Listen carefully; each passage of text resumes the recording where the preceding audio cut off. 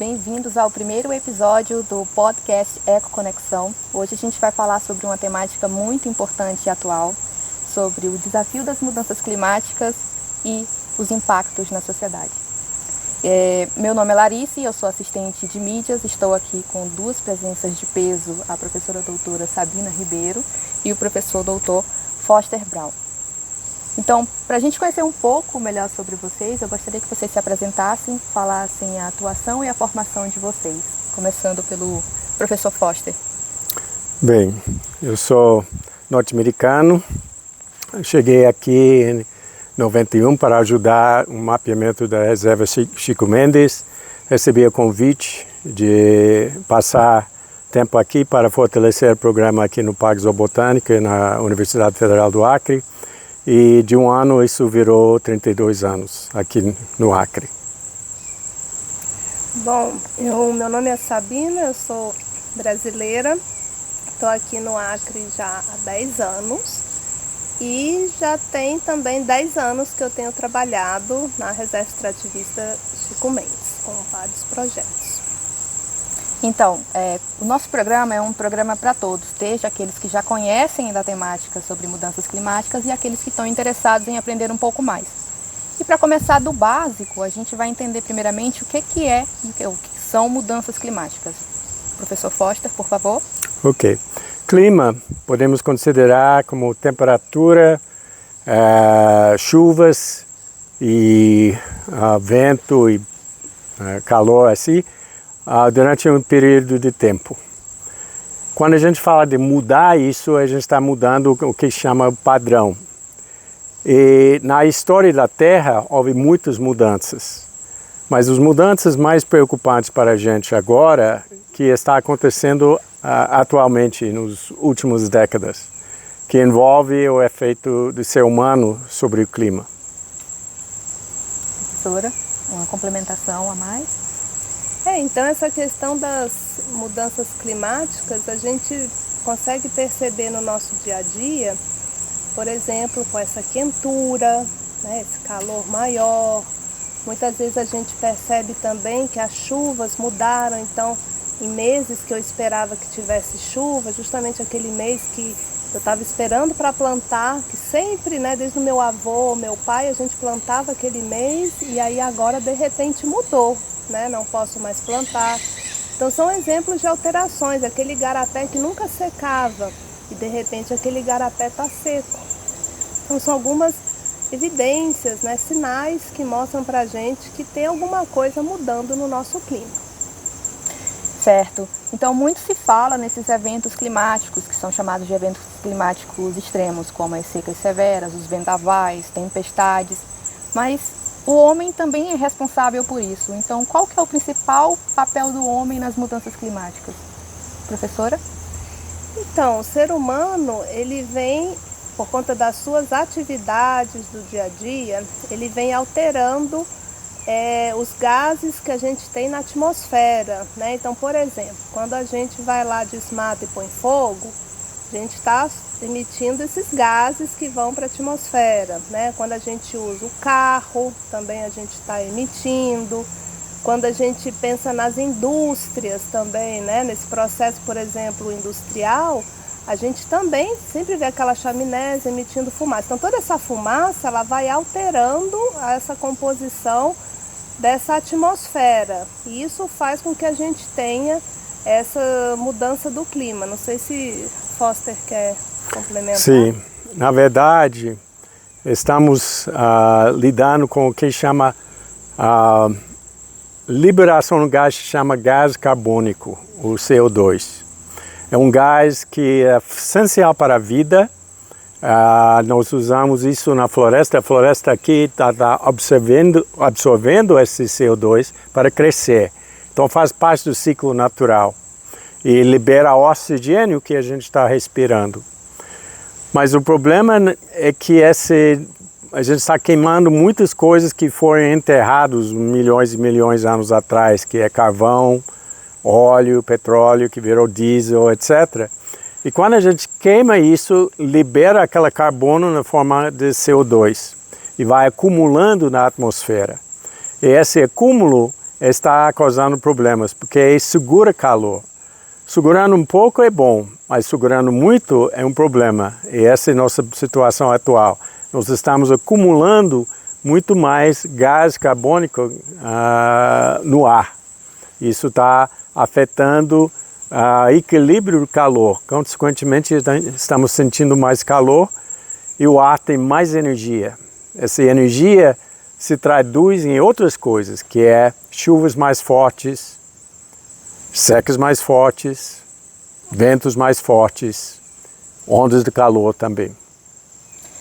E aí, só para complementar o Foster, então isso que ele falou do gás carbônico, né, que tem muito na atmosfera, então a gente imagina assim, que o planeta hoje ele é aquecido, que é bom, a gente tem vida na Terra porque tem esse calor, que a gente chama de efeito estufa, né? Agora, na medida que a gente coloca mais gás carbônico na atmosfera, por conta da atividade do ser humano, então, quer dizer, a gente aumenta essa quantidade desse gás carbônico e aí antes a gente tinha um cobertor fininho de gás. Agora a gente tem um cobertor grosso. Então acaba que está aprisionando o calor demais. E aí vem essas consequências dessas mudanças do clima.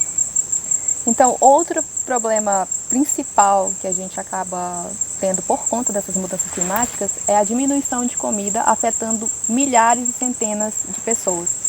Existe um nome científico para isso, um nome técnico, na verdade, chamado insegurança alimentar. E eu gostaria que os professores explicassem melhor o que é esse termo, esse conceito, que aparece muito em documentos mais técnicos. Professora? Professor Foster? Bem, pensa bem, a gente precisa de água para plantar. Então, se essa água vem em tempos errados, ou a gente não consegue prever, isso afeta a produção. Afetando a produção, nós temos um problema de coleta também. Então, a insegurança é de saber quando vai produzir essa comida, ou como vai ser, ou se o calor vai ser demais para a plantação, o que vai faltar chuva. O que essa mudança climática está acontecendo e fazendo a situação mais irregular. Então, vai ser mais complicado para produzir comida, produzir alimentos. Isso leva à insegurança, em termos de vai ter comida suficiente para todo ano. E aí, isso é um exemplo do que a gente volta e meia vê nas notícias, né, nos jornais. Então, nós vemos, por exemplo, aconteceu uma grande enchente em determinado lugar, está chovendo muito. As pessoas perderam toda a sua plantação. Então, o mercado contava com isso, da gente ter, por exemplo, arroz. E agora a gente não tem, porque onde mais se plantava arroz está alagado, acabou, não tem a produção deles. Então, vai faltar essa comida e isso implica para a gente, né, além da falta da comida, o aumento do preço lá no mercado, né? E para quem planta, é complicado também, porque estava acostumado a fazer sempre de um jeito e agora não funciona mais do jeito que está acostumado, né? Vai ter que aprender como se adaptar para essa nova situação. Então, uma outra problemática que é importantíssimo trazer à luz é a utilização da terra. Nem sempre a gente utiliza a terra apenas para produzir comida, a gente também acaba utilizando a terra para a criação de gado. E aí acaba que essa transformação do uso da terra pode acarretar em problemas como a qualidade da água, a diminuição da biodiversidade, dentre outros problemas. É possível criar gado aliado à extração de produtos florestais? Então, é possível, né? Essa questão da mudança desse uso da terra, quer dizer assim, quando a gente tem uma área que tem floresta, daí a gente tira a floresta para a gente colocar, por exemplo, agricultura, ou o que é mais comum aqui na nossa região, a gente coloca o gado. E a gente sabe por quê, porque tem alta liquidez, né? Dá uma segurança financeira para a pessoa. Só que, será que a gente precisa tirar toda a floresta? Será que não daria para eu estar consorciando essa criação de gado com algumas espécies florestais no campo? Daria, né? Da gente pensar, por exemplo, no sistema que chamam de integração pecuária-floresta, né? Então a gente pensar em, de repente, linhas plantadas lá, pode ser com espécie nativa ou uma espécie exótica, tipo um eucalipto. Então a LIA deu melhorar essa questão dessa emissão do carbono, porque lá naquele pasto, que ele está pegando pouco gás carbônico, você coloca as árvores e aí aumenta esse gás carbônico que é pego, e isso é bom para o meio ambiente. Além disso, o gado aumenta a produção dele quando ele tem sombra, porque o gado também passa muito calor. Então é possível a gente estar aliando. Nós temos uma situação de gás, uma árvore cresce não só de baixo para cima, mas de cima para baixo. O que quer dizer? Quando essa árvore aqui atrás, metade dessa árvore é carbono. Esse vem esse gás carbônico sendo absorvido pelas folhas e sendo translocado dentro da árvore. Então, quando você tem uma área que não tem floresta e planta floresta, ele vai sugar esse gás carbônico da atmosfera, do ar, e vai transferir desse aspecto. Quando se faz corte-queima, a gente faz isso numa escala, limpa uma área, faz produção, deixa repousar, recuperar, ele vai crescer de novo, ele puxa de volta o carbono que estava lá originalmente na floresta. Quando a gente corta e deixa permanentemente em pasto, por exemplo, a gente está com gás carbônico liberado para a atmosfera, que contribuiu ao problema que nós temos com o clima atualmente. Agora, partindo um pouco mais para o mundo, cerca de mais da metade da população mundial vive em locais em que vão sofrer mais efeitos das mudanças climáticas do que outras pessoas. Claro que existe um grupo que faz pesquisas sobre isso e tenta trazer políticas para que hajam soluções. Um deles, por exemplo, é o Acordo de Paris. Então, primeiramente, o que é o Acordo de Paris e como que o Acordo de Paris ajuda a solucionar essa problemática das mudanças climáticas? O Acordo de Paris é um tratado entre diferentes países e a ideia é que façamos ações para que não deixemos a temperatura do planeta Terra aumentar mais que 1,5 graus Celsius do que era a temperatura média do planeta na era pré-industrial, ou seja, mais ou menos em torno de 14 graus Celsius. E aí, por que a gente não quer que aumente a temperatura? Porque se aumentar a temperatura demais, vai ter muitas consequências para a biodiversidade, né? A floresta deixando de ser floresta como a gente conhece. Então, temperatura muito alta e também problemas de saúde para o ser humano. Então, a gente não quer que isso aconteça. Então, os países que assinaram, e foram muitos países que assinaram, inclusive o Brasil, eles propõem metas ou ações voluntárias que eles vão fazer porque eles decidiram fazer para estar evitando que essa temperatura do planeta Terra aumente a mais de 1,5 graus. Foster vai dar mais detalhes. Certo. Essa mudança climática está acontecendo no mundo inteiro. No mundo inteiro. E isso envolve, por exemplo, as áreas costeiras, inundações. E áreas ficaram inapropriadas para morar, porque o nível do mar está subindo. As tempestades estão ficando mais fortes, então os impactos nas áreas costeiras estão ficando grandes. Temos a questão das áreas ficando mais secos e outras ficando com problemas de chuvas torrenciais. Então nós temos problemas no mundo inteiro e precisamos trabalhar junto para resolver isso. Nossa questão de temperatura, esse 1,5 graus em relação da temperatura antes nós começamos a queimar de grande escala, vamos dizer 100 anos atrás. E estamos agora com 1,1. Então parece que é muito pouco, só mais 4 décimos do grau. Mas cada décimo do grau que aumenta da frequência dessas tempestades, dessas secas e outros problemas que estão afetando o mundo inteiro. Pensando em soluções para isso envolve cuidando, por exemplo, onde tem floresta e carbono. Mas tem outra realidade também. Essas árvores aqui são ar-condicionados. E num período onde a temperatura está subindo, tendo dentro de uma floresta é uma bênção para poder, não para seres humanos, para o resto da vida também. Então, quando desmata, você acelera o aquecimento daquele lugar e em lugares dentro de 50 quilômetros. Então, nós estamos numa situação no mundo onde a gente tem que controlar essas emissões de gases e uma das coisas, que é o Acordo de Paris, é reflorestar áreas degradadas. O Brasil se comprometeu para reflorestar, restaurar 12 milhões de hectares.